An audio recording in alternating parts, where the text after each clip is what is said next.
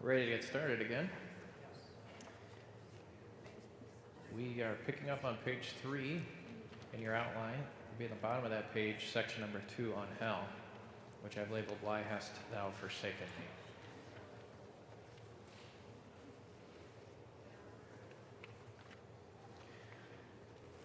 So we've shifted on the diagram to everything kind of below the line.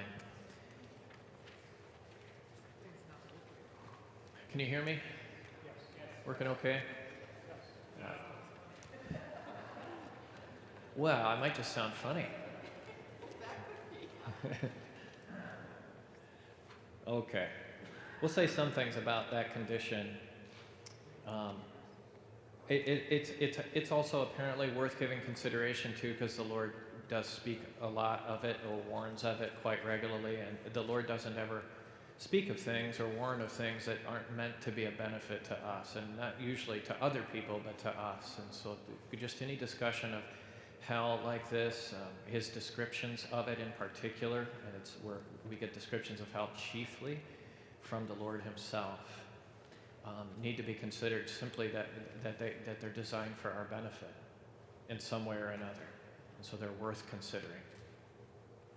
So letter A, for starters, is how long? And the answer is eternal. How long is hell?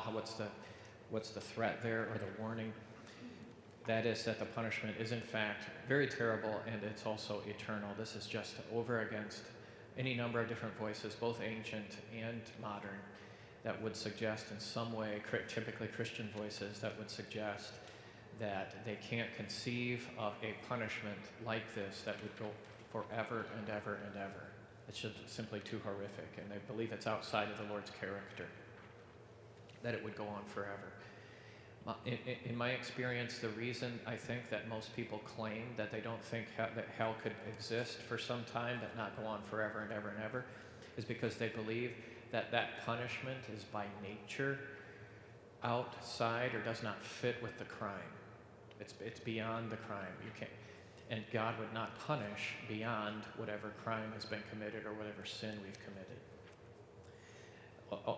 That's only true in this sense, as I said earlier. It's only true in the sense that I think that hell is beyond how guilty I feel myself to be. But I don't feel myself to be as guilty as I truly am according to the Word of God. Actually, according to the Bible, I'm far worse, far, far worse, and what I can feel about myself. We'll get to passages later on. But for now, just on the face of it, the Lord is the one that teaches the extent of hell. And here's how he says it, Matthew 23, verse 33. Snakes, sons of vipers, how will you escape the judgment of hell? There is judgment, and no one can escape. This is not an escapable, it's an eternal judgment. Matthew 25, 41, Jesus says, and he'll say to those on his left,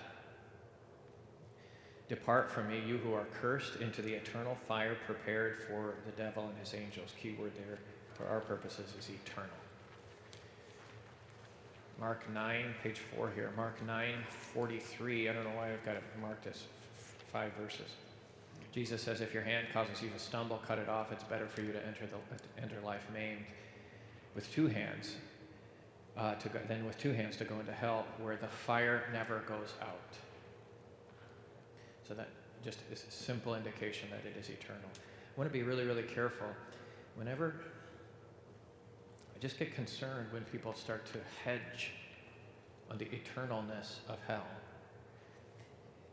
Most of the time in the Bible, the eternalness of hell is set right alongside of and in parallel with the eternalness of heaven. You start to hedge on the permanence of hell, you start to hedge, it seems to me, on the permanence of heaven. You don't have a way to do one without the other. So letter B, is it justified really? And the answer is yes, it must be. I have a quote here from the Small Called Articles. This hereditary sin, that's original sin, what we've inherited, is so deep and horrible a corruption of nature that no reason can understand it.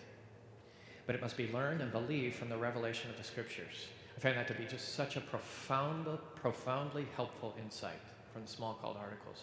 What that's saying is that while I can gain some sense of my guilt, of my actual sins, I feel oftentimes I am driven into the ground by how many things I've done wrong or some serious mistake or sin or failure that I've committed. And it is horrible. And yet, the Bible teaches that that original sin is not actually a thing that I can get to the bottom of and entirely feel. I'm really just feeling the outer extents of my guilt. But that, in fact, the true guilt of my original sin, God has been pleased to cover. He makes it so that I can't feel it. He gives me, in a sense, numbness, a holy and blessed numbness to how bad I, in fact, really am. Sometimes people believe that the deeper down into their heart they get, the better it will get. Down deep inside, he's a good guy. If you could look down into his heart, he's a good. But the Bible actually teaches the opposite, that if you got down into my heart, the deeper you get, the deeper and the worse it is. So that if you were to peel layer after layer after layer off of my heart, the harder and harder it gets to look at. And that if I could see it, I don't know if I'd be able to survive. Well, so God hides it. I don't know if I could have enjoyed lunch today. I don't know if I could ever enjoy a breath or a cup of coffee or anything in this life. If I knew how bad my condition was. And God wants me to enjoy coffee and this life and my children. So he just doesn't let me feel it. Instead of letting me feel it, he tells me about it. He says, you've got to trust me on this. Just trust my word. It's bad. You know how bad it is? Here's what it deserves. It deserves everlasting judgment and condemnation. Everlasting. That's what it's deserved. I'm not going to make you endure that. I'll have my son endure it, and I'm not even going to make you feel it. Now, the result of that is that oftentimes people they don't think things are that bad, so they judge God. They hold him accountable for hell. I can't ever believe in a God who would do something like this. But the reason they would say that is because they don't actually know how bad it is. The heart is deceitful above all things and desperately sick. Who can understand it? We can't. But the Lord can. And he's known our condition, and he, in fact, and his son has endured it. Okay, so what is it? What is hell? I always remember this quote from C.S. Lewis in The Problem of Pain. Quote, we know much more about heaven than about hell, for heaven is the home of humanity and therefore contains all that's implied in a glorified human life. But hell was not made for men. So I find this to be true in the Bible. It's very few descriptions of hell that you can get your hands around really easily. And that's just because it's not a place that we were meant for. It's tough to imagine. It's tough to get heaven is what we were made for. So that should be easy to imagine. I think God has made us with a capacity for heaven and therefore a capacity to imagine it. But hell is more challenging. So it won't take as long. Definition of hell. The perceptible absence and also anger of God forever. What's the definition of heaven? It's the very opposite. It's a perceptible presence, but also approval of God forever. It's a big difference. Some descriptions of hell, most of these, I believe, are coming from the Lord himself. I mean, directly from his mouth. Letter A, darkness in more places than one. Letter B, no rest. Like in the conscience. Letter C, weeping and gnashing of teeth. That's terrible. Weeping is an image of sadness. Gnashing of teeth is anger, as I put on here. That's what people who are angry will clench. That's what you're getting here, is clenching teeth. I don't think it's gnashing of teeth as in pain. I think gnashing of teeth is an indication of anger. Then what that would mean is that every time that we kind of cave into anger and retribution and lose our temper, in a sense we're participating in a small way in what the people in hell are enduring forever. So the description of hell is anger. angry people. And then Luke 16, 19 to 31. I don't think I told you. It might be helpful to have a Bible. I know that you have some pew Bibles in front of you, and I already stole one of yours. So if you take just a second or two, you might grab a Bible and look up Luke 16.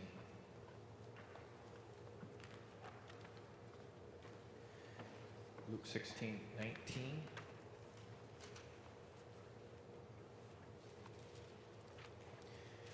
To 31. I'll start reading it, and you can, as you open up to it, you can catch up with me. The descriptions that I'm after are later on. So I'll start at 19, though. There was a rich man who was clothed in purple and fine linen and who feasted sumptuously every day. At his gate was laid a poor man named Lazarus, covered with sores, who desired to be fed with what fell from the rich man's table. Moreover, even the dogs came and licked his sores. The poor man died and was carried by the angels to Abraham's side. The rich man also died and was buried. Do you see that he's buried? So that his body was handled in that way. So any further description of the rich man has to be a description of his soul. This is why I'd say this is an intermediate state description of hell. And in Hades, being in torment, he lifted up his eyes and he saw Abraham far off and Lazarus at his side. And he called out, "Father Abraham, have mercy on me, and send Lazarus to dip the end of his finger in water and cool my tongue, for I am in anguish in this flame." But Abraham said, "Child, remember that in your lifetime you received your good things, and Lazarus in like manner bad things. But now he is comforted here, and you are in anguish. Besides all this, between us and you a great chasm has been fixed, in order that those who would pass from here to you may not be able, and none may cross from there to us." And he said, "Then I beg you, Father, to send him to my father's house, for I have 5 brothers, so that he may warn them, lest they come into this place of torment." But Abraham said, "They have Moses and the prophets. Let them hear them." And he said, "No, Father Abraham. But if someone goes to them from the dead, they will repent." And he said to them, "If they don't hear Moses and the prophets, neither will they be convinced if someone should rise from the dead." So some observations just on the subject of hell here, and I've listed them for you. The first, these are not words that are used very frequently in the Greek. I looked them up. The first word there is torment and agony. You can see them in those 2 verses, 23 and 24. Again, this is a parable of Jesus. So that's who we're hearing this from. The Lord apparently wants us to know that the rich man suffers these things. He didn't tell us. He's not wasting his breath. He wants us to be aware of this. This is intended to strengthen us. So first, torment and agony. Verse 23, I didn't pick up on this. He looked up. So it's in some sense he can see, and I know that hell is darkness, but in some way he has a capacity to see. Remember I told you earlier, I don't want to push Lazarus and the rich man too much because it is a parable. It seems, though, that we might be able to draw from this that there's some sort of capacity for vision or something like that in hell. So still the same guy, isn't he? It's still the rich man. There's no substitution here. It's continuous. So next one, they called to him. So at least as it's being depicted here, that rich man is able to talk in hell, even in Hades, in the intermediate state somehow. Also in verse 24, what's being described as thirst. Isn't that interesting? I don't know how he could be thirsty, but that's the way it's described. I'm so thirsty, which is just a little drop of water would be helpful. So thirst. Verse 24 also, I'm in agony in this flame. So fire.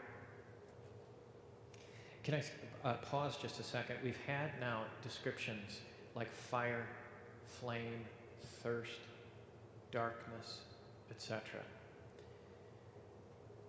I don't know. I think I can say with certainty that in hell, that the people in fact endure literal flames or literal darkness or literal thirst. They might. I'm not positive if this is meant to be taken figuratively or if it's meant to be taken literally. I just am not sure. I don't know as far as its effect, if it matters that much. If it's simply figurative, the Bible, when the Bible gives a figure, the reality is not then less than the figure, but is more, or in this case, is worse. We don't take comfort from the fact, if I say, well, we're supposed to be suffering, it says in hell we'll be suffering fire, flame. If somebody says, yeah, but that's not to be taken literal, the actual hell is not really going to have fire. After all, how can you have darkness and fire at the same time? Fire gives light. So it doesn't make it, this is just figurative. It's merely figurative. But that doesn't solve our problem.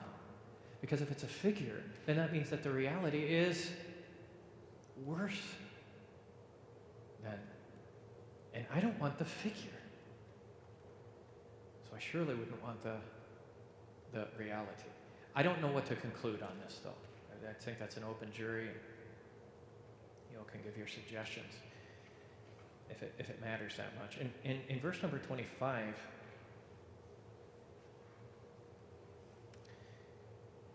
Lazarus says, remember that in your lifetime, he points out, you received good things. You remember Lazarus, he remembers his name, he remembers, so can he remember his former life in hell? Apparently he has capacity for remembrance. Verse 26 says, a great chasm has been fixed. So not only is there a great chasm between Lazarus and the rich man, or between heaven and hell, but that chasm has been fixed. So it's not passable, it's permanent, that chasm is. So there's the Bible gives no sense that this penalty is reversible. And then finally, in verse 30, you notice the rich man's response to Abraham's preaching. Abraham says, well, they have the Bible, Moses and the prophets. They have the scriptures. Let your 5 brothers pick up the scriptures and make use of them. Now, if his 5 brothers had the scriptures, what that means is that the rich man, while he was in this world, also had the scriptures. And remember what he called Abraham? He called him Father Abraham, which means that the rich man, this is sobering, isn't it? The rich man believed that he was a son of Abraham. He claimed to have God on his side. And yet, though he claimed to have God on his side, what was his thoughts, feelings about the Word of God in this life? Must not have thought very highly of them, and he doesn't afterwards either, and that's my point here.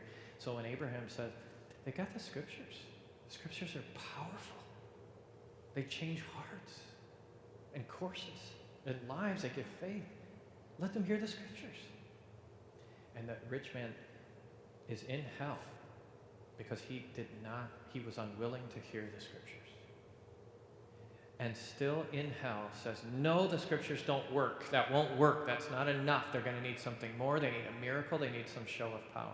I just conclude from this that the same impenitence that got him in hell does not just suddenly waft away when he's there in hell.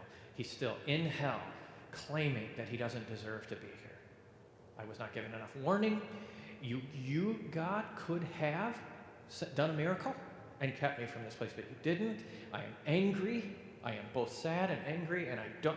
So notice here, hell is not apparently designed to give penitence. He's still impenitent. And what that would mean, I suppose, is even if he had a second chance, even if somebody came down to preach to him and said, well, this is your chance, you just now repent, that even still, even in hell, he would maintain his righteousness and his impenitence. It's terrible.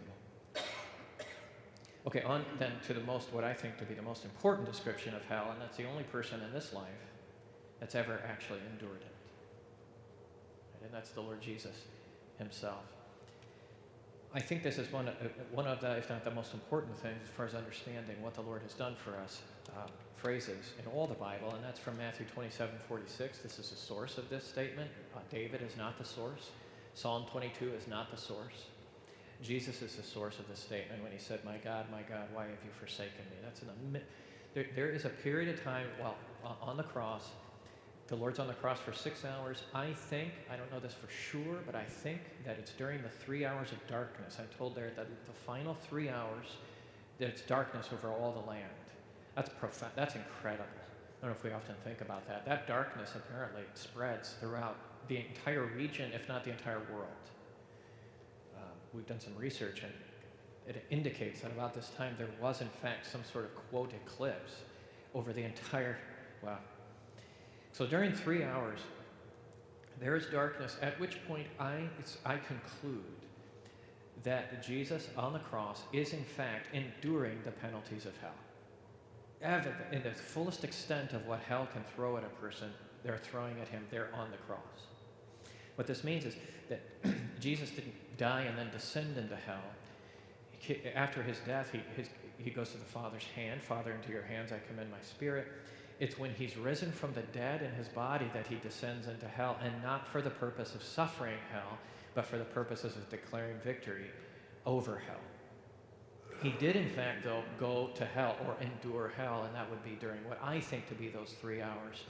You can argue with me on that. Maybe it's not just the exact hours of darkness. But there is a period of time where he simply says, my God, why have you forsaken me? Right? Now, that is Psalm 22, verse 1. It's in the Old Testament. I would just challenge the conclusions. You'll even get this in the study Bible, different Lutheran study Bible and things. I would challenge the conclusion that Jesus is quoting the Old Testament here. I think it's the other way around. I don't think Jesus is quoting David. David, in fact, is quoting Jesus. We're told that Jesus says this in Aramaic. If he was quoting David, he would have quoted him from Hebrew, which is the way he'd have learned it. That's because Jesus is not quoting. He's actually speaking. This is real. That's my point. When he says, why have you forsaken me? We wouldn't want to conclude, well, David went through a rough patch in his life and he really felt like God was distant and forsook him, and so he asked, why have you forsaken me? David would never pray that. That is not a prayer. To be very honest with you, if you're praying the 22nd Psalm, you need to just be aware that this is not the sentiments of a common Christian. You're praying the prayer of Jesus upon the cross. And you just need to be aware of that so that you don't think that it's ever appropriate, ever, for anybody, Christian or non-Christian, in this life, ever, to pray, my God, why have you left me? Why have you forsaken me? And that's because he never has. That would be false. Nobody, in the way that Jesus is, has been forsaken by God. I admit that you can feel that way. There's times where the Lord will permit you to feel as though he's distant. It's false. He never is distant. He is never angry with you in this way, except for one person. One time in this life has he ever forsaken somebody, and that's Jesus. Jesus stands alone. David was not forsaken. So this is real. It's not mere sentiment. He's not quoting David. No one's ever been forsaken. Letter B.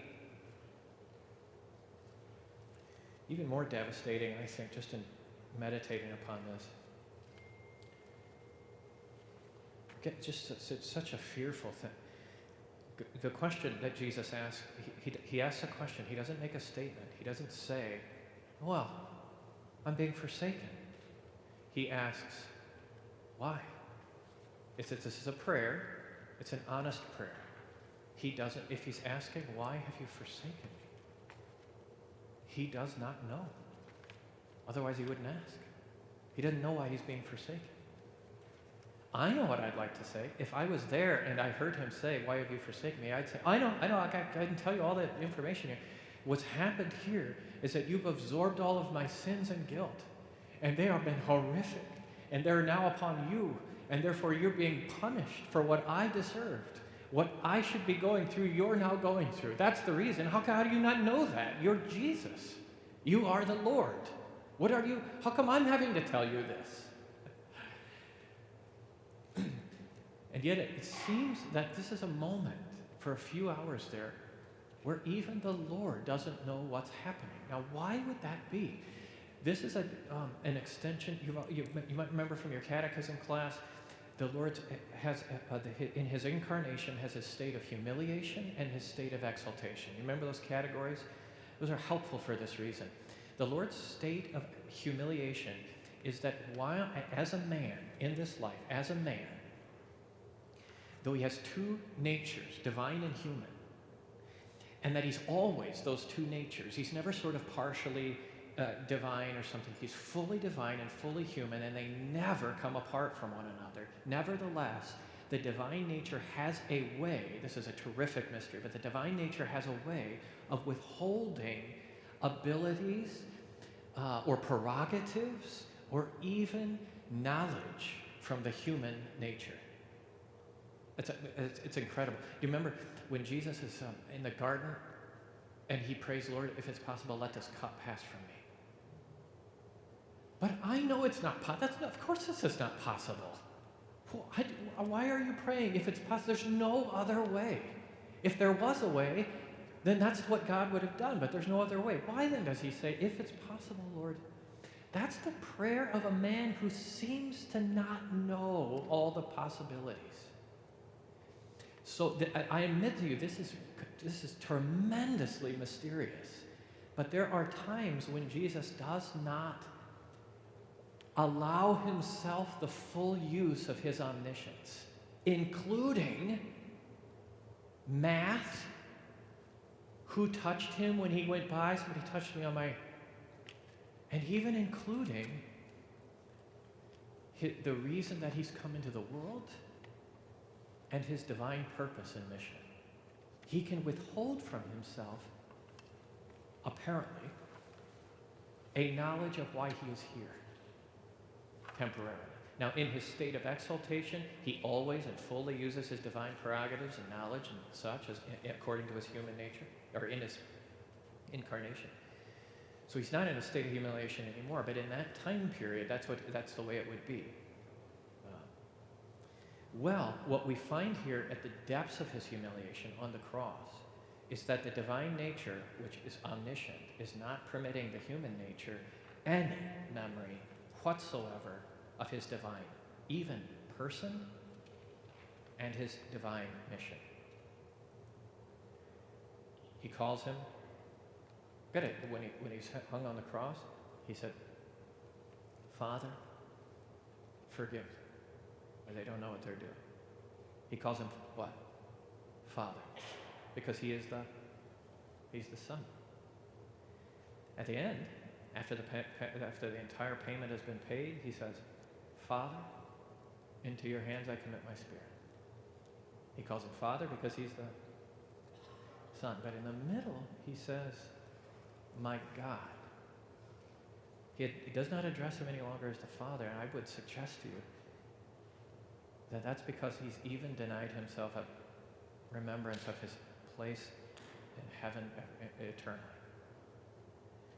All he knows himself to be is a Christian. He trusts God, he trusts his Father, always has, who's never sinned. I've only ever perfectly loved you and trusted you and feared you. And here I hang, having been utterly forsaken by you. I'm experiencing nothing but your anger, though I have not done anything to deserve this, and I know it. I know it. Why are you doing this to me? That's his prayer. It makes no sense to him. I know why. I could tell him. But in that moment, God himself does not, I should say, Jesus himself doesn't know. Why not? Why doesn't God just say, look, just remember, you're doing this because you're going to have a church. You're doing this to save the people. All their sins are going to be gone. You're doing this so that they can go to heaven, they can have an inheritance. And yet, he can't know that, not at that moment. Why not, do you think? It would be God's presence. It would be a taste of God's presence. Yes, it would be a taste of something. He has God's presence. I know he has God's presence. Being forsaken by God isn't necessarily the same as being left by him.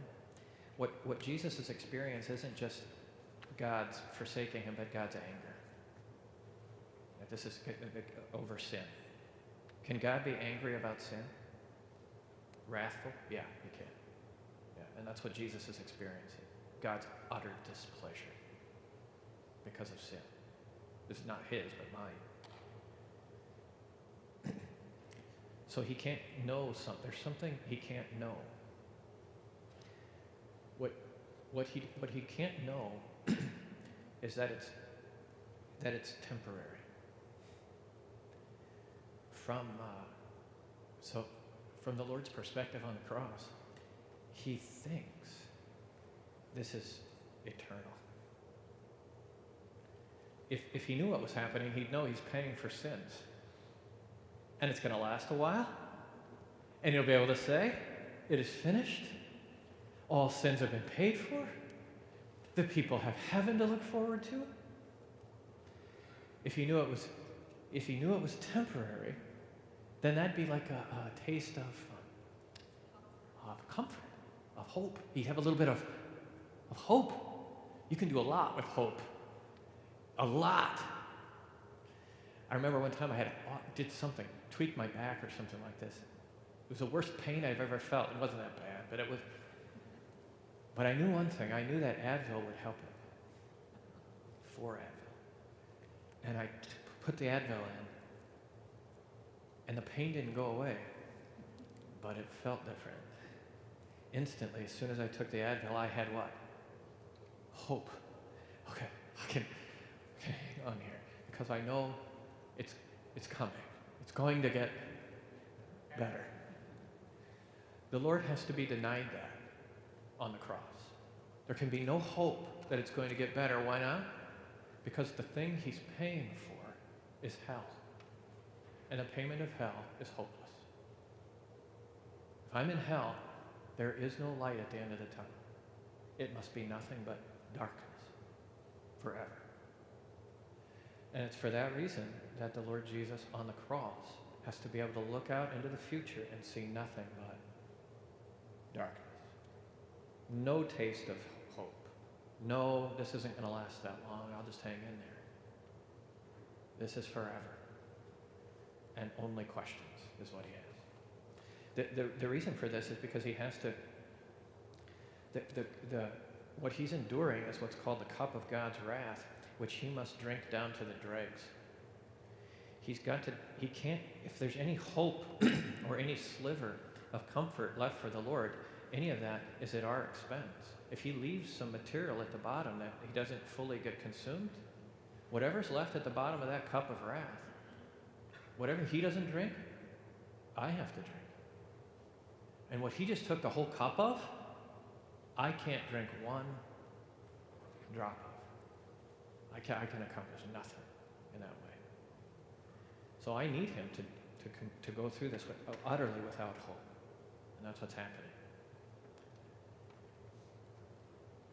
Okay. He asked why, in the state of humiliation, does not remember his divine mission, bereft of hope, he knows he's innocent. And then finally, letter C, it worked. It was working. See, if the people in hell don't have an ability to actually pay for their sins, they are paying for their sins, but they can't make the payment. So it's a payment that's forever being paid but never satisfied. They're forever working, but they can never say it is finished. And that's why hell has to be eternal, because the people that go there don't have any capacity to pay for it. It's like interest. You can make your payments, but if the interest rate is too high and the amount is too much, it's just going to grow and grow and grow. It's a bottomless pit. They're paying, but they'll never be done. The Lord suffered for about, I think, on the cross here, 3 hours. Why is it that the people in hell have to suffer for an entire eternity? But the Lord on the cross only suffered for about 3 hours. The difference is because the Lord was paying it. I couldn't have paid my own guilt for all. I could have taken it to eternity. I can't get it done. He can pay for all of mine and yours and the entire world's guilt when he was suffering, since he's the perfect sacrifice, he can get it done. Every minute is payment happening. He's lapping it up, accomplishing it, finishing it. So you get done, you can say, it is finished. This is why afterwards he says, I thirst, it is finished. Father, into your hands I commit my spirit. Each of the three, Jesus said 7 things on the cross, 3 before, 3 after. The middle one is, why have you forsaken me? On either side, the concerns are not as grave as that middle one. This is why we deduce this. He's concerned about other things. Before, the payment of hell. He takes care of his mother, remember, assigns his mother's care to John. He forgives the men's sins. At the end, after the payment is complete, he says, I'm thirsty. He was thirsty the whole time, just for your information. He's terribly thirsty the entire time, but he doesn't say it, because when you're suffering the payment of God's wrath, anything in your body that you're suffering is minor. If I can say this with all reverence, and forgive me. But what the Lord was suffering in his body upon the cross, in that horrific manner, was minor, in comparison with what he was suffering from the Lord's anger and hell on that cross. So while he's enduring the Lord's anger, his bodily pain is of minor concern. It's only a concern insofar as it's an indication of the Lord's anger.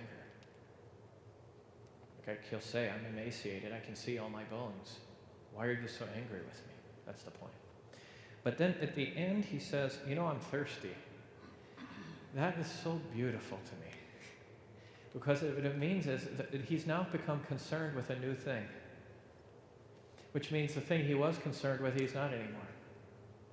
He says, look, the worst thing that's happening to me right now is that I'm just so thirsty. It's horrible. His thirst is just grinding away at him. And yet, if you were to look, I think, if I was at the foot of the cross there watching, I think there's a point at which his face is, I think there's a point at which I could perceive that while still in his physical misery, spiritually speaking, everything lifts for him. And the payment is made, and he must have a look of peace in his eyes. I'm thirsty. Get me something to drink. I think the reason he says I thirst is because he has something he needs to say, and if you're that thirsty, you can't make he wants to say it plenty loud, and he can't make his throat make the noise.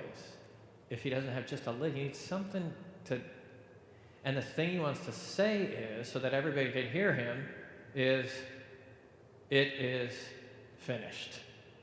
I want to make sure you can hear me when I say this. It is what's finished? Now, his life isn't finished. What's finished is the payment. There is the suffering of hell that he was going through. And then says, Father. Before, my God, now, Father, so this is all, his returned. Into your hands I commit my spirit. He dies as a Christian. And what I mean by that is that he's trusting the Lord. And when he dies with confidence.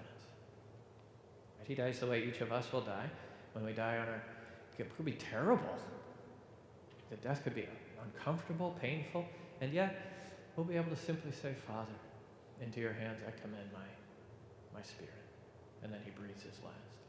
You can tell that the horror of what he was going through based upon the way that he handles the last 3 things that he says. So from my perspective, I just think that just as analyzing that course of events on the cross provides, for me anyways, provides the most insight into the depths and horror of hell, the hopelessness of it. Because that's what he paid for us.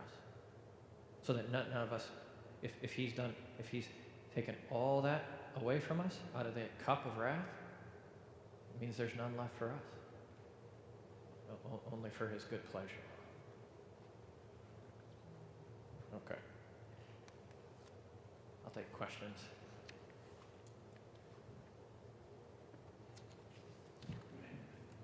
It's on.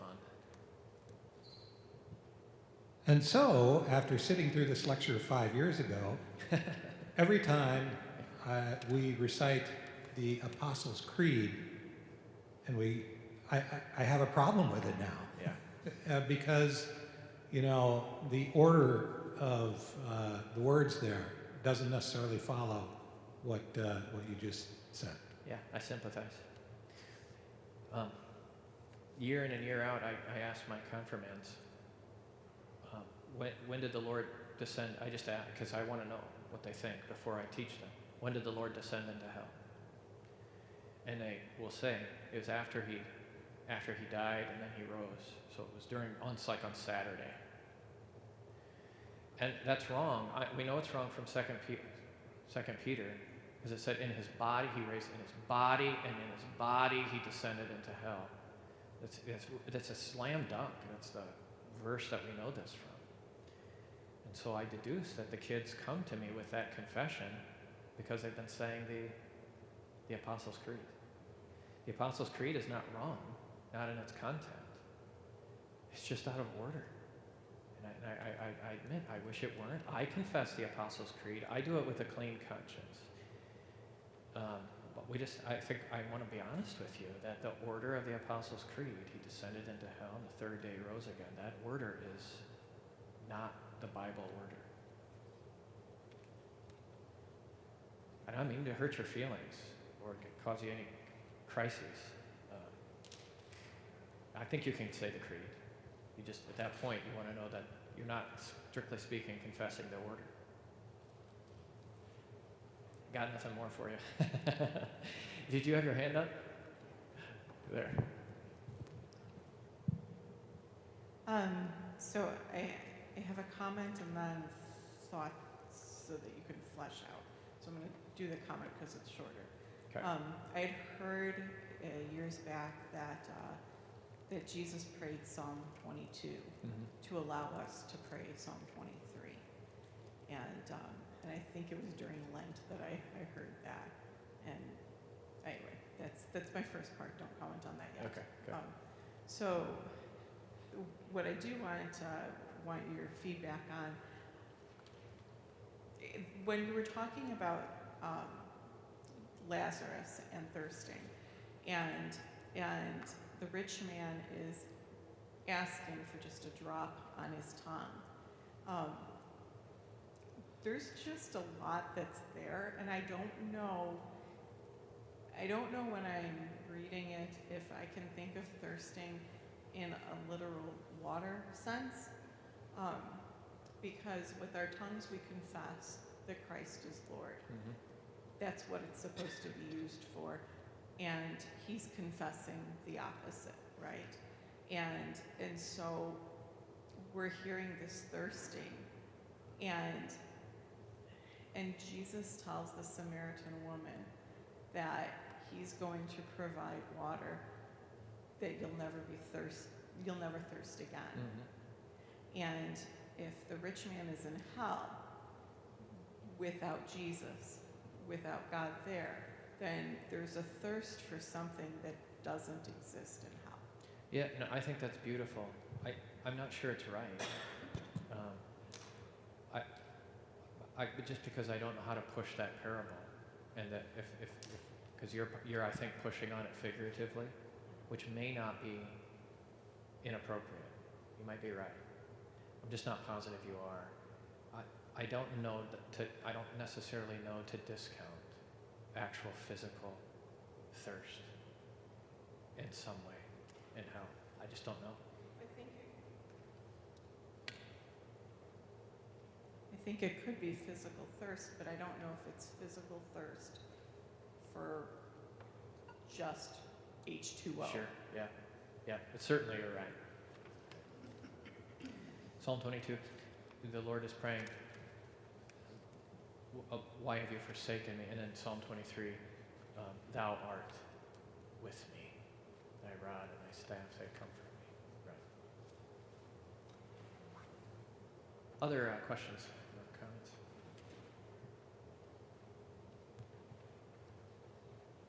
I have heard, I'm just curious on your take on his thirst and quenching that thirst with wine, correct? The sponge, the hyssop, Or Yeah, I think so, but I'm not positive. I haven't done a bunch of research on this, but it seems like they might have mixed something with it to like but mule, maybe, yeah, like diluted wine or something to keep it pure. I'm not real sure. I Right. think it was meant for his thirst. Okay. There was something offered to him early, which would have been a painkiller or a sedative. What was that? Something that was meant to dull the pain, right. which I guess tactically was a way that they sometimes would get people to relax so they could stretch them further. Right. And he declined that, as that's told to me, for the sake of his mental clarity and his ability to speak. I don't know how much to make of that, but that's what I've heard. Yeah. I had heard, because obviously this is, going back to the Last Supper being, him being this sacrificial lamb, or that fulfillment of the Passover that will satisfy all Passovers. Right. Being that this, he speaks at the Last Supper, doesn't take the fourth cup in the Jewish tradition, but the idea that he will not drink of the fruit of the wine or fruit of the vine until he's in the kingdom. Yeah. I'm just wondering if, to your perspective, if that is, he said it is finished. Like after he takes that quenching of thirst, is it the fulfillment of again? It's kind of So that last little sip of wine is like the fourth cup of the. that Passover. Finishes the Passover sacrifice. Yeah, I don't know if I would make that much out of it, but it's a nice picture. I'm just wanting to try to be cautious and not take things too far. But it's possible. I might be overlooking something there. Yeah. No, I just wasn't sure what I've heard. It goes hand in hand, certainly, though, doesn't it, with the telestai, which is it is finished. Right. Yeah. And then the second point. Everything, Passover, the right. price, everything is finished. Right. And I guess what, in your estimation, or would you be saying is finished? Because as our salvation, is it finished at that moment? Is that speaking of salvation, or is it speaking of something different? Is our salvation made finished in his resurrection? What is finished? Yeah, that's a great question. You opened up a decent debate that theologians are having. I think it's our entire salvation. I just think that the work of his salvation is complete on Good Friday, while still on the cross, prior to his death. The resurrection is necessary, and the Lord bestows gifts upon us at the resurrection, according to Romans 4:25. He was put to death for our transgressions and raised for our justification. I think that the Lord bestows upon us things at his resurrection, but the work of our salvation is accomplished on the cross. The best example I've been able to assemble for this is a running back at the line of the end zone. You have these kind of I-23 ISOs. So you're going to plow through the line, and the people are going to come up over the top, and the running back's going to push, but he's buried in linemen. And he is across the line, so the work is complete. The football's over. The touchdown has in fact been scored. It's just that nobody can see it. So there's a point at which everyone's attention shifts from the pile and the running back and the pile to who? To the ref. We're looking at the ref now,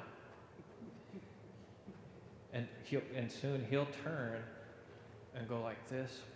When it's at this point that some important things happen. Number one, the crowd begins to cheer, because it's not like he's down there working still.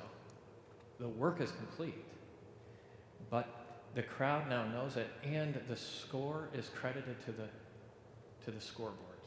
The points are given at that point. So it's at the resurrection, according to Romans 4:25, when I believe that justification is given to the Lord's people. But he doesn't have to keep working. That's done. Thank you. Okay, we got a little bit of time, I think. So let's start out let's turn the page to section 3. Now, to heaven. as much as we can say about heaven. Letter A, some basic considerations. I have two things to tackle. Probably number 2 here, Platonism and Gnosticism, is maybe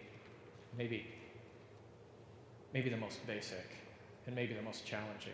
Is this post-judgment day? Yeah, so we've turned the corner. We're here and up top. Well, here. We're here now.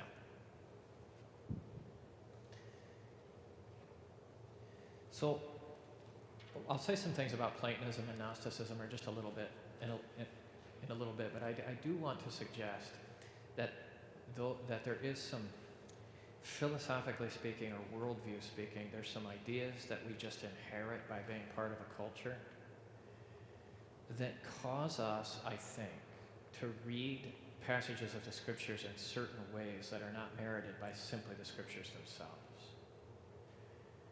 I'll say more about that, but first of all, I'm just listing a few of the passages that I have found to be used by people who say there's not much we can know about heaven. I hear that all the time. I was just reading a little 12 or page something about heaven written by one of our really respected Missouri Synod pastors. Pretty well known. I won't tell you his name. There's not really much of a reason for this. But I respect him greatly in his theology. And yet I read his treatment on heaven, and he says, it's really, really important to try not to say very much about heaven because it's beyond our imagination and beyond any of our conceptions. It'll be so much greater than anybody can even think about. So just stop thinking about it. It's amazing. And then out he trots 1 Corinthians chapter 2, verse 9. After all, he says, what no eye has seen, nor ear heard, nor the heart of man imagined, what God has prepared for those who love him. You can't imagine it. There's no way you can't conceive of it. You can't imagine it. Your ear cannot hear it. If you were to look at the context, in fact, let's just do it, because we won't look at the other ones as closely, but I do want to look at this just so that you can see how this is used. My suspicion is that you've all likely read a book or heard somebody say that passage and then been told on the basis of it, don't try to imagine what heaven's going to be like. You're going against the Bible. You're going against 1 Corinthians 2 by doing that. So open up that 1 Corinthians 2. Is that really what it's saying?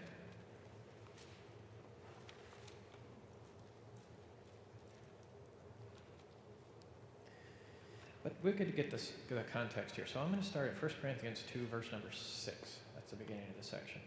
Yet among the mature we do impart wisdom, although not a wisdom of this age, or the rulers of this age, who are doomed to pass away. We impart a secret and hidden wisdom of God, which God decreed before the ages for our glory. You know what he's talking about in 6 and 7? What's the wisdom that we, Paul says, we, and he's referring to the apostles, that we impart? What is this wisdom that they impart? It's the wisdom of the gospel. Or, specifically in 1 Corinthians, the cross. Christ crucified. The wisdom of the cross, or the gospel. The word of God. That's the wisdom we impart. Verse number 8. None of the rulers of this age understood this, for if they had, they wouldn't have crucified the Lord of glory. But, as it's written, what no eye has seen, nor ear heard, nor the heart of man imagined, what God has prepared for those who love him. Verse 10, please. These things God has revealed to us through the Spirit, for the Spirit searches everything, even the depths of God. He's talking still about the gospel. You could not have conceived of the gospel. No eye has seen this, ear heard it. You'd have to be told the gospel. And says Paul, that's what we're here for. We're revealing the gospel to you. Even if this was about heaven, verse number 10 says, no, we couldn't have conceived of it, but God has revealed it to us. But it's not even about heaven, it's about the gospel. This verse has nothing to do with heaven. And I can't tell you how many different treatments I've heard unquestionably have this verse come out in reference to heaven, telling us we're not going to be able to know about it. You can't know anything. That's false. At least from now, you can't get it from this passage anyway. Next passage. Wrongly used, I believe. 1 Corinthians chapter 13. For now we see in a mirror dimly, but then face to face. Now I know in part, then I shall know fully, even as I'm fully known. See, in this life, the way this is argued so often, in this life, we can't see very clearly. We only see dimly. We don't fully know. It's nothing we can know. We're going to just have to what? Wait until we get there. Here's the trouble. I've studied chapters 12, 13, and 14 pretty in depth in 1 Corinthians. They're a unit. Chapter 12, 13, 14 have to do with charismatic gifts. The Corinthians were using them. They were boasting of speaking in tongues and speaking in prophecy. Paul has to address this throughout chapters 12, 13, 14. 13 is one we're on right now. That's in the middle of these 12 through 14. It's all one unit. Paul, in effect, he has to say to them, listen, you should not exalt yourself just because you can speak in tongues right now or speak in prophecies right now. That's not even really that important. And the most important reason that it's not that important is because it's merely temporary. I don't know if you're aware of this, at least I believe that God gave speaking in tongues and speaking in prophecies to the first generation of the church during the era of the apostles, but that he has not given that gift permanently in the New Testament. He gave it for a brief period of time, and that the purpose for giving those gifts for a brief period of time, speaking in tongues, prophecies, healings, etc. He gave those gifts in order to establish apostolic authority, in order to bring to completion the final revelation of God's will for us, and that's the Bible. The New Testament compiled with the Old Testament as the Bible. Speaking in tongues and prophecy were meant to endorse the apostles' authority. Now, it'd take me a while to argue this.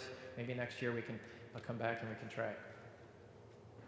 But in chapter 13, the heart of what Paul is arguing is that speaking in tongues and gifts of prophecy just don't last. They're not meant to last. Whether there's tongues, they will, what does he say? They will fail, cease, cease. Whether there's prophecies, they will cease. These things are only temporary.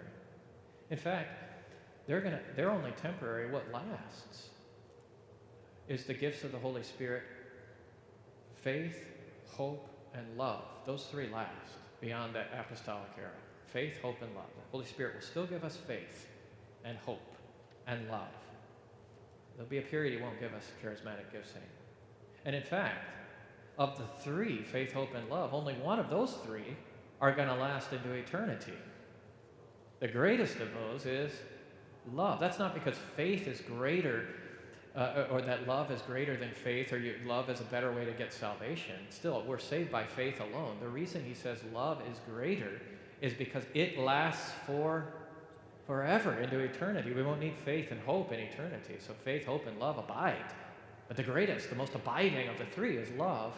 But I tell you what does not abide, says Paul, is speaking in tongues and prophecy. Oh, those things are just temporary for a little while here, until you can get your hands on the Bible. The Bible will be clear for you. The Bible will be all that you really need at that point. You need to rely on prophecies and speaking in tongues. That's what he says in 1 Corinthians 13. Now we see in a mirror dimly. During our era, Paul's saying, right now, during this time before the Bible's complete, before the New Testament's complete, it's kind of dim. It's not like God, the Holy Spirit's not speaking. He is. We just don't have the entirety of it yet. It's not all put into one. And that church over there has a couple letters, but they don't have all these rest of these letters. And that church has them. They have a little prophet, and he's doing some things down there, but they don't have. We just wait until we assemble this whole thing into one nice book. And then you'll have it clearly. That's what he's referring to. Excuse me. We now see in a mirror dimly, but then face to face. Now I know in part, then I shall know fully. Not talking about heaven. He's talking about the scriptures.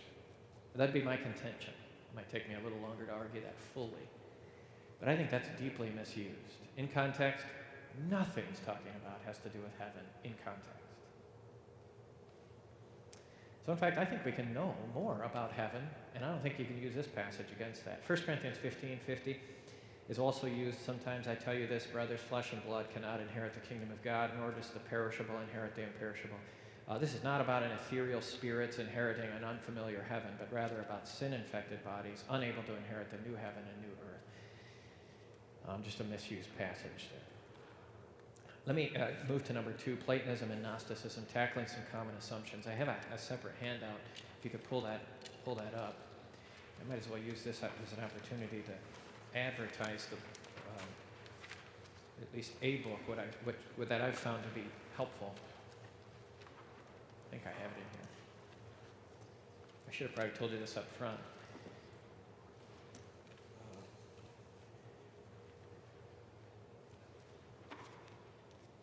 I've, over the years in thinking about this, have tried to keep up on a number of different sources and books. I told you I've been reading Gerhardt on these very subjects. But the book that I've come back to again and again as quite helpful is this one by Randy Alcorn. If you're familiar with this, it's just simply called Heaven. I think that Alcorn is really good here, and I'm in a lot of ways I give a lot of my thinking and credit to what Alcorn is doing. Alcorn is a Reformed Christian, or he's a Calvinist from what I can tell just reading him, which means he's going to be off on a few things. He's a millennialist, so he has this, we wouldn't go along with his millennialism, the belief that there'll be a 1,000-year reign at the end of time. He is able to extract himself from that pretty fairly in this book. Also, since he's Reformed or Calvinist, if you ever get this book, you just want to be aware that he does not have the genus majesticum of the incarnation, of the communication of attributes. What I mean by that, the Calvinists have a hard time with the incarnation. They do not believe that the divine nature and the human nature in Christ are fully communing with one another, and therefore they think that when, for instance, Christ died, they would not affirm with us that the divine, that you could say in any meaningful way that God died.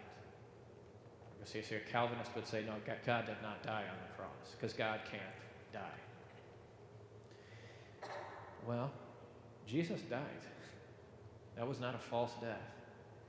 And Jesus is, in every respect, fully what? Divine. I don't know if you're aware of this, but our Book of Concord goes to extensive lengths to argue from the Scriptures that it is appropriate to say that on Good Friday, God himself died for our salvation. Because if he didn't, then the divine nature came flying off from the human nature in order not to die. And the only person that died for us really was an ordinary what? Human. An ordinary human dying for me is necessary, but it's not enough. So the Reformed had this difficulty with the incarnation and the communication of attributes, and for that reason, Alcorn sometimes he affirms that in heaven our bodies will be like the Lord's body, but he's really scratching his head all the time about how. So he'll say, for instance, now we see that the Lord walks through a door on Easter evening, and then he says, I'm not sure how we'll be able to walk through doors. That's strange. Human bodies don't walk through doors. We're not sure why it is that Jesus could walk through a door. Maybe we'll be able to walk through doors. I don't really know. Well, come on. The reason Jesus can walk through a door isn't because that's an essential property of humans. It's because he's God. It's just that he has a hard time wrapping his mind around that. So you want to just be aware, if you're thinking about reading this or want to do more, this is a really, I think, a great biblically based book with the confusions that he has about the incarnation and millennialism. That said, he is on it when it comes to what he calls, I think, Christo-Platonism. And this I'm just reproducing from his book, so I'm giving full credit here to Alcorn, about some assumptions that we oftentimes have about heaven and the heavenly life compared to what the Bible teaches about heaven. I just want to work my way through that. Do you have that single page, 2 columns? Okay, on the left-hand side, what we assume about heaven oftentimes is that it'll be a non-earth environment. Like no gravity, no dirt, no trees, no stuff, no physical anything. But what the Bible teaches is, in fact, that we'll live on a new earth. Not a non-earth, but a new earth. What we assume about heaven, unfamiliar, otherworldly, can't imagine it, beyond our imagination, can't conceive of it. What the Bible teaches is that in fact it will be familiar and friendly, or earthly. It uses all kinds of words that we're familiar with. It calls it an earth. If God says that it's a new earth, what that probably means is it's a lot like what? Earth.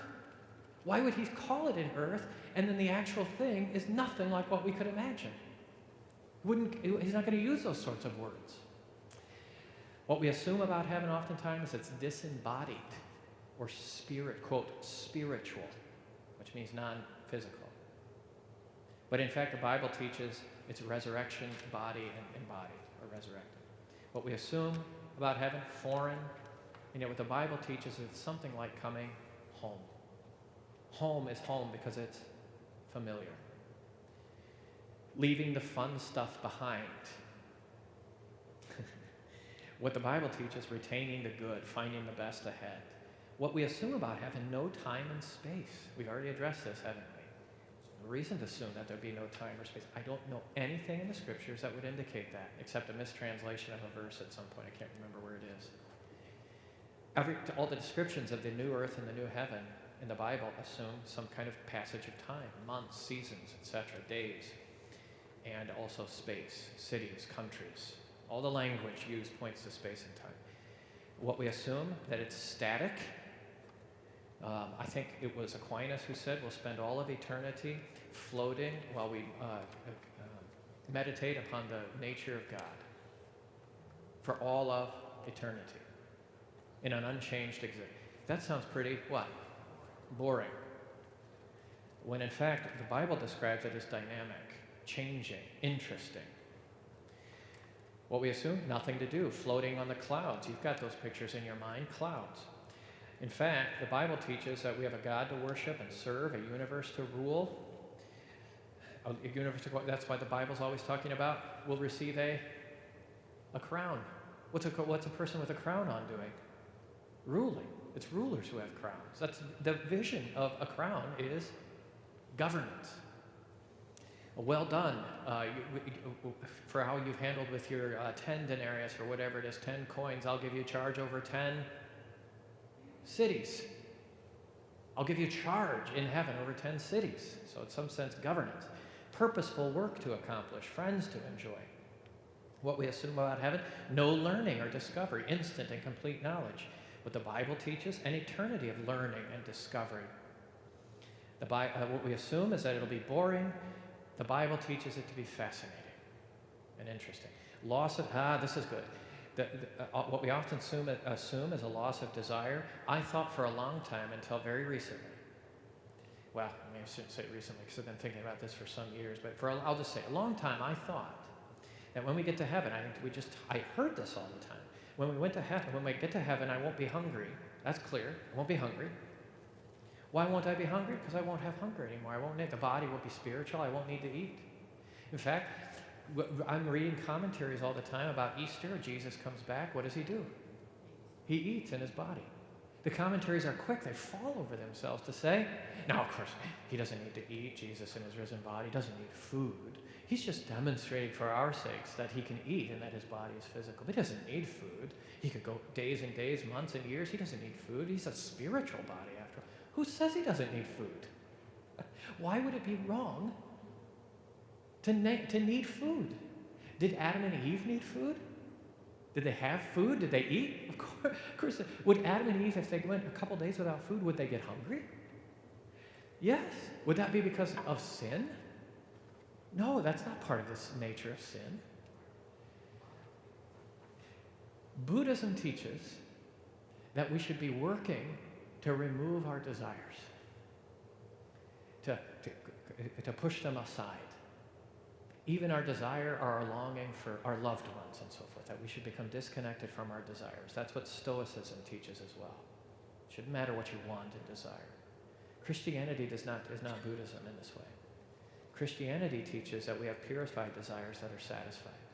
The reason that we'll be in heaven, or that we won't be hungry in heaven, isn't because God takes our hunger away. It's because he supplies our hunger with food. Never-ending, endless food. I don't know. She said, does he supply the cooks as well? Well, I'd hate to say that some of you who really love cooking, I'd hate to say, well, you can't cook anymore. And the absence of the terrible, but the presence of the wonderful. So I just wanted to, that what Alcorn, and I believe correctly, points out is that this is an extension of Platonism, which comes into Christianity as a movement called Gnosticism, a false religion. Gnosticism is the teaching, I don't know if you're familiar with some of your nodding your head. Gnosticism is in effect the teaching that the soul of humans pre-existed their bodies in a wonderful, beautiful, heaven-like place, and that because of some evil force, like the Old Testament God or the devil, or it depends on which version you read, forced humans to have bodies and put them down into this ugly, dirty, physical environment. And that the goal of our current human existence, according to Gnosticism, is that we would be freed of this dirty, physical existence, free of our body, free from food, free from earth, free from all this stuff. And that we would then, in our souls, come detached from our bodies and float forever in an ethereal, airy kind of existence where we'll be finally happy. Right? That's Gnosticism, which teaches that. That's not Christianity. Christianity teaches that my soul did not pre-exist my body, but that God created me, body and soul, designed to live together. That my problem is not my body. The problem that I have is my sin and sin's influences, original sin, and that salvation is to be free from both the guilt and the committing of sins so that I can live body and soul forever the way that God intended me to live, body and soul. That comes up directly against Gnosticism. My contention is that Gnosticism is gathering our imagination. This is a challenging book. I suggested it to you, though. It's by Peter Burfeind. He's a Missouri Synod pastor. The book is called Gnostic America. I'm about halfway through, so I can only recommend half of it so far. But this book makes the essential argument that Gnosticism, which sprung into existence very early on, maybe even in early forms in the New Testament, is being addressed in the New Testament, but then really grips the imagination of people in the 2nd century and the 3rd century. He makes the argument, in fact, that it's always existed, that it sometimes goes underground and is blossoming in America today and is capturing American devotion and thinking more than Christianity is, and that a lot of what we actually believe about heaven and reality owes not to the scriptures but to Gnosticism, and we don't even know it. That's his argument in this book, if you're interested in that. Burfeind, B-U-R-F-E-I-N-D. It's called Gnostic America. It's challenging. This is not light reading, but I think it's helpful. Please. I don't know where our mic might have gone. Okay, I'm 99% with you.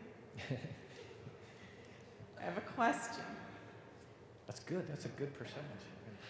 Revelation 21 tells us that death will be no more. What are you going to eat that would not die? I don't know. Certainly plants. Yeah, so there was things that Adam and Eve, that pre-fall, they would be eating, that they wouldn't die, fruits, vegetables. So the question on the table is, what you're really asking me is, will we be able to have hamburgers? Well, no, I'm not making the Taco Bell argument, but I mean, anything would have to die, including plants. Sure. I mean, on some cellular level, you're talking about death that doesn't exist.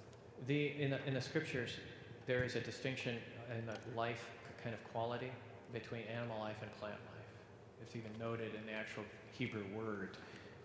Animal life is described as nephesh. Well, plant life does not have that. Human life is described as nephesh life. That's the word for soul. So there's a distinction in the scriptures between plants and animals. So strictly speaking, the Bible would not say that plants die in order to feed us. That's not really a possibility. I mean, maybe biologically you could say it that way, but meaningfully they aren't dying. Animals do. And that's a more challenging issue. I don't have a good answer for you on that.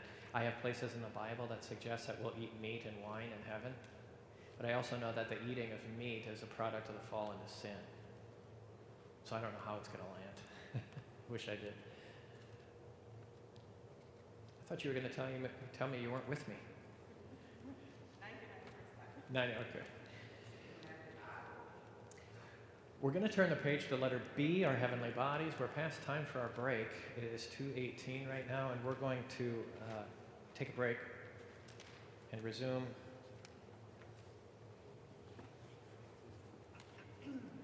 Oh, yeah, okay, we can do that. We have snacks for you all, but they're just not here yet. You can only imagine.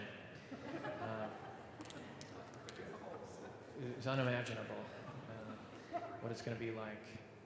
So okay, if you don't mind hanging on for 10 more minutes here, and we'll just keep on moving, and then when we get snacks, we'll break.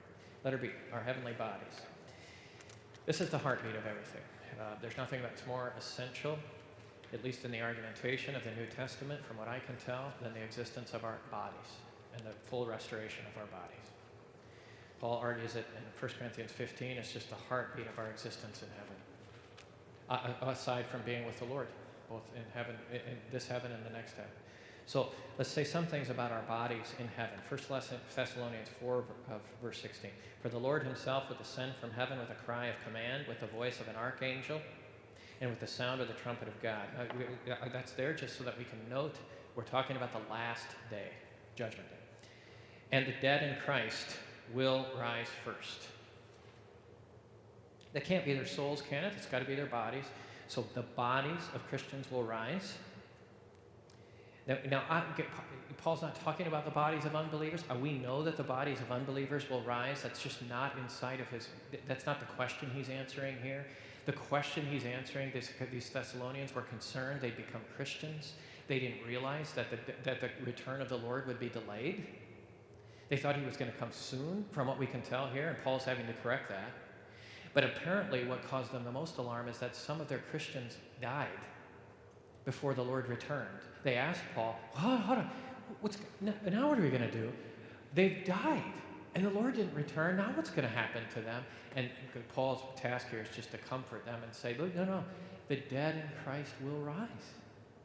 They'll rise. When he returns, they'll rise. He's teaching the resurrection. We assume that. They weren't. That's stunning for them. Then he says, then we who are alive, who are left, will be caught up together with him in the clouds. That's a reference to Judgment Day. That's a reference to our perfection of our body. What he's teaching here, then, is that there will be, quote, some of, quote, us who are still alive when the Lord returns. The us here, as you can tell, can't just be a reference to the Thessalonians or the people at the time that Paul's writing. Now I can conclude from this, he's writing to the entire church for generation after generation after generation. He's referring to us. Some of us, some of our people. It might still be 300 years from now. I don't know when the Lord will return. But some of our people will still be alive. Some of us will still be alive when he returns. In fact, our hope is that the Lord would return before we have to go through death.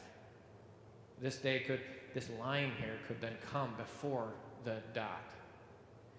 In which case, he goes on to say, then we who are alive, who are left, will be caught up together with them in the clouds to meet the Lord in the air, and so we will always be with the Lord. He goes on to say, comfort one another with these words, because they've lost their loved ones, their dear Christians.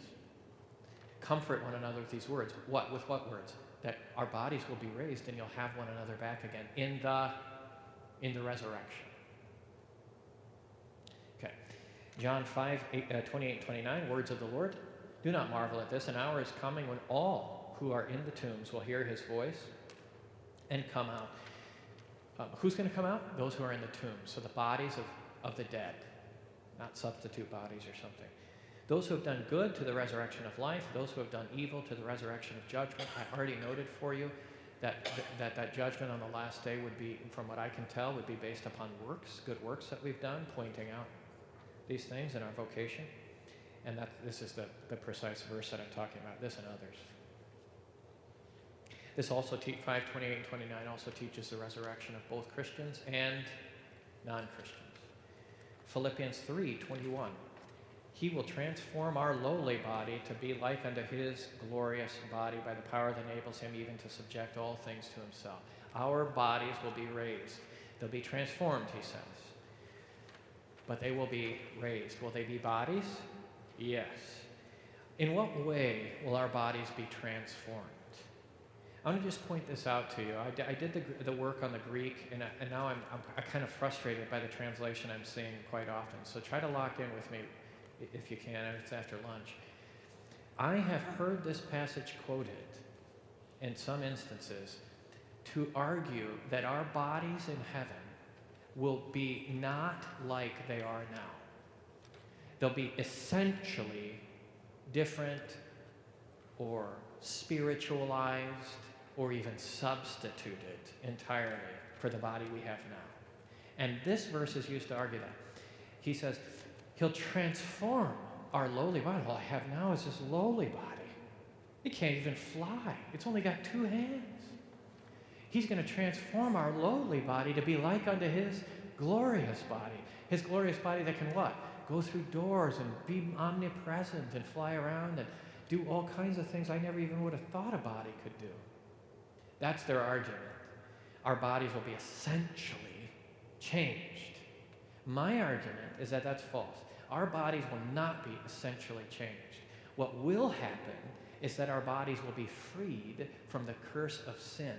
They will be the very bodies that we have right now. Hands, feet, arms, DNA, chromosomes, the whole thing. But without the curse of sin. That's how they're changed. And that's actually what Paul is teaching here in Philippians. Let me translate it. He will transform our lowly body. That's how it's commonly translated.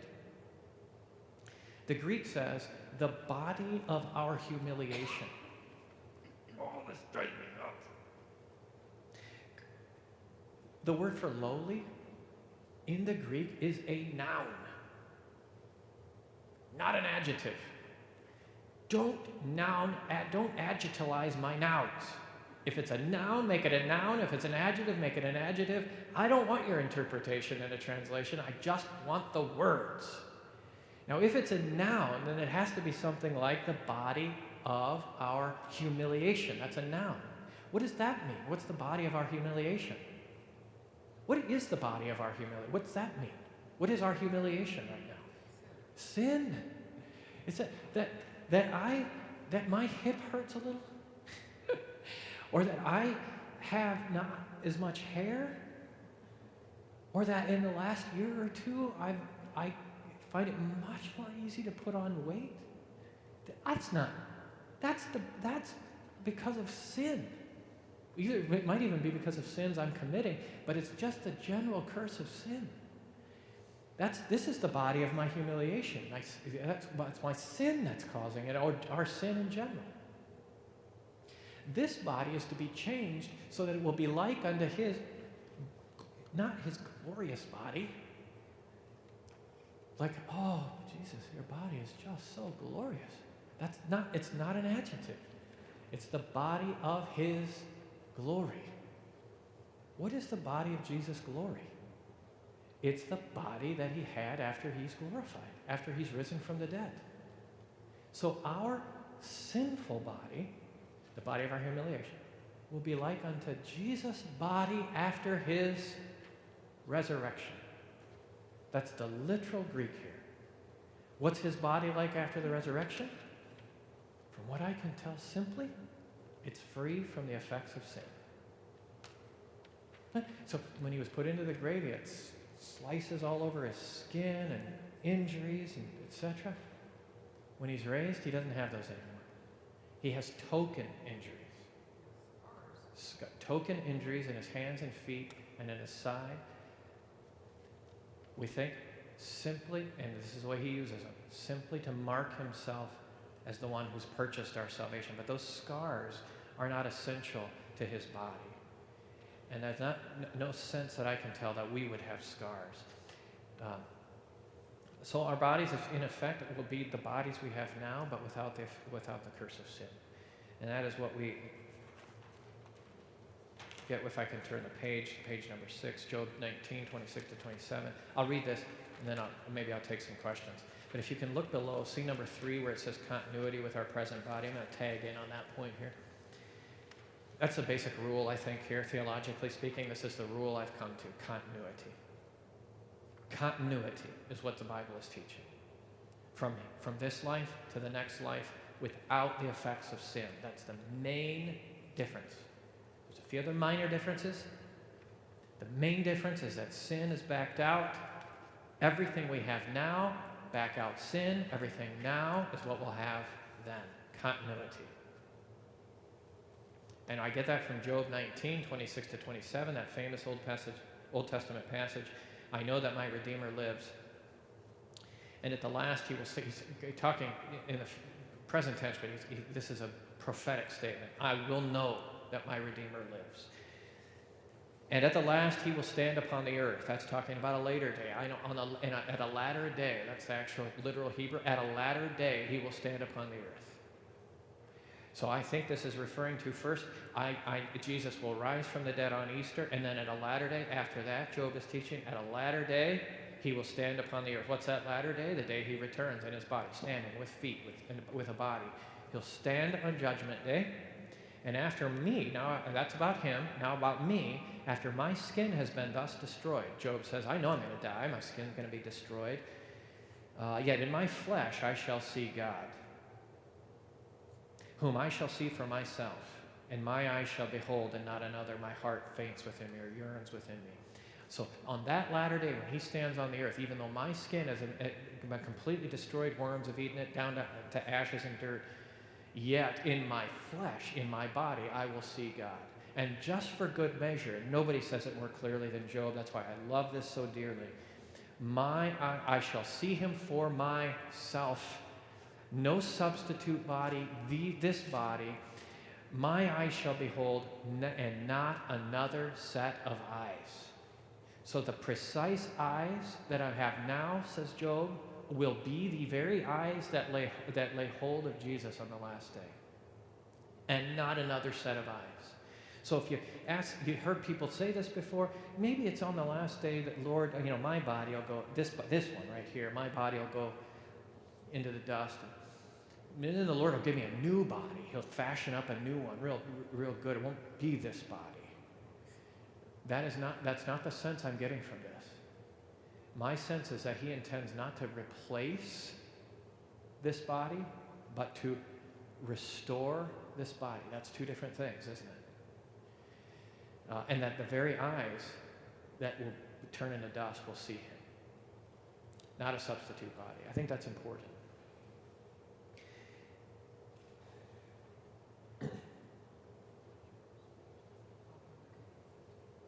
I had some questions, so maybe I'll take those now. I don't know where the mic ended up. Does anybody?